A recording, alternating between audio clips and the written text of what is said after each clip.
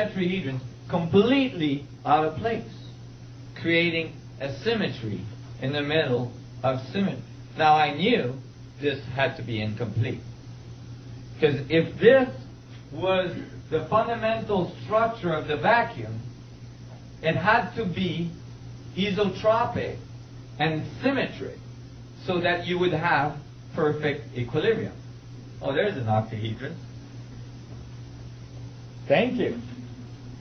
Ooh, nice. Q-tips. Thank you. Appreciate. Q-tips with what? Honey? Rubber cement.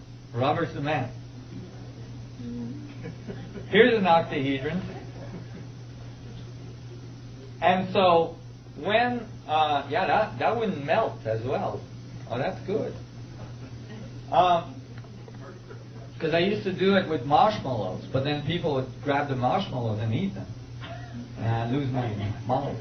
But anyway, so the isotropic vectormetric had to be modified. I didn't know how. One thing I was sure of is that the universe is polarized, so that it had to be two. Okay? Now, if you have a polarized universe, and you have two isotropic vectormetrics, and they're mirroring each other, you have a problem. Because the two mirroring each other, base to base, don't make a sphere. Remember, fundamental axiom, the universe is generating spheres, right? So you don't have a sphere, you have an egg. And so now I had the chicken and an egg problem, and I was like, oh my God, what do I do with this? I didn't know what to do, but I knew it had to be two isotropic vectormetric. I didn't know what to do with these other spaces, these other tetrahedrons in the middle, neither. And you got to realize that at that point in my evolution now, I'm finishing my ski career. I got a bunch of universal 2x4s behind the head, forcing me out, telling me, you got to do this full time, you ain't going to do this while teaching skiing. And this point, I'm still doing all this without a computer. So I'm rendering these geometries in my head, and I'm trying to figure out how they fit together. Okay, I found the octahedrons in the middle and all this, and then I'm going, okay, wait a minute, I got to make this become a sphere. But I don't want to distort the geometry of the isotropic vectormetric. It has to be tetrahedrons.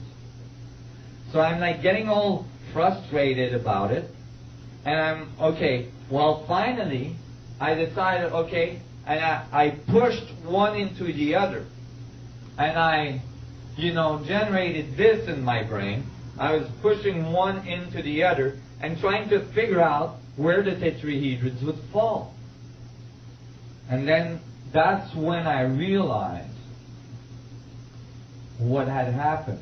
When you push one isotropic vectormetric into the other so that you generate a perfect sphere, then the central geometry is a vector equilibrium, the only geometry in full equilibrium in all vectorial possibility. And there is no distortion because those four tetrahedrons that were in the isotropic vectormetrics alone were there to accept the reverse one,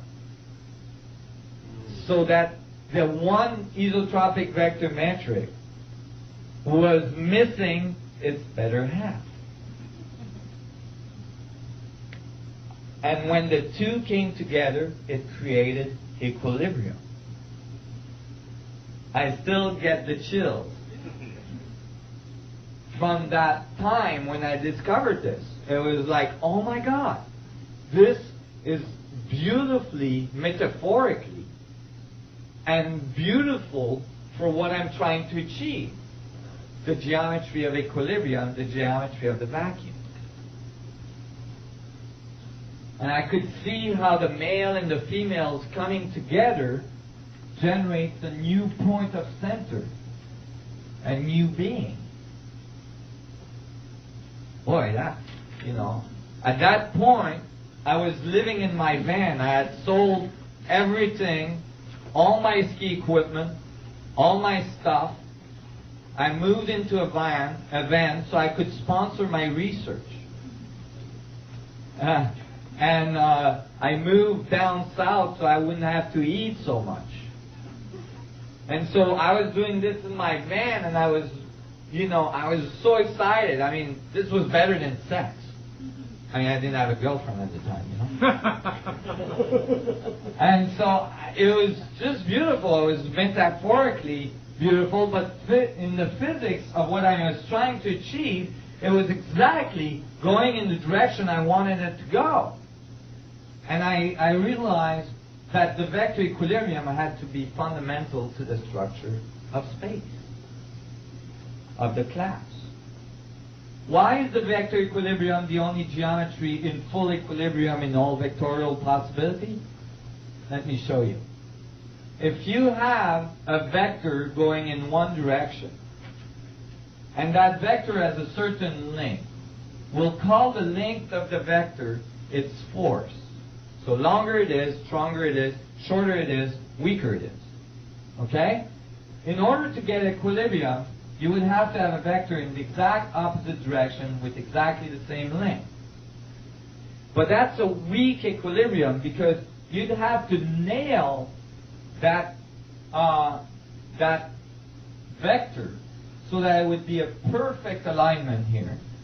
Otherwise you would miss equilibrium, and any forces pushing down in any other direction would break the equilibrium. It's very precarious. So how would you increase stability? You'd probably add vectors at 90-degree angle from those. Now you increase equilibrium, right? However, the edge of your geometry has longer vectors than the vectors to the center. Because they're longer, they're stronger, and thus your geometry explodes. It doesn't work. What would you do to try to correct it? Probably add vectors at 45-degree angles from these other ones. But if you did that, then the edge vectors are shorter than the vectors to the center. The geometry implodes. You still don't have equilibrium. So what's the solution? The solution is the hexagon. Because the hexagon has edge vectors that are the exact same length as the vectors to the center. It's the only geometry that does that. So now you have equilibrium. And what does that look like in 3D? It looks like a vector equilibrium. This geometry here. Oh. Okay. Vector equilibrium. It's 8 tetrahedrons pointing inwards. Now, this can be seen as well as 4 hexagons intersecting each other. You see that? The red one on the edge, there's a blue one at the equator, and then 2 ones intersecting in the middle. Everybody see that? There's a red one on the edge, an hexagon on the edge. 4 hexagons intersecting, creating equilibrium at the center or singularity. And note that there is 12 vectors radiating from the vector equilibrium. So there's 12 vectors radiating from the center, and there's 12 edge vectors, 24 vectors. These numbers are found in most ancient civilization texts. 12, 24, and so on are found everywhere. The 12 angels with singularity in the middle, the 12 apostles with Emmanuel in the middle, the singularity, and so on. The 24 elders in Kabbalistic tradition, and so on. So I was really amazed that I had found this, but my geometry was still out of equilibrium. Meaning, on this geometry of the two isotropic vector metric, the vector equilibrium in the middle had all of its octahedrons filled. That means that when the vector equilibrium is in the middle, the pyramidal structures are completed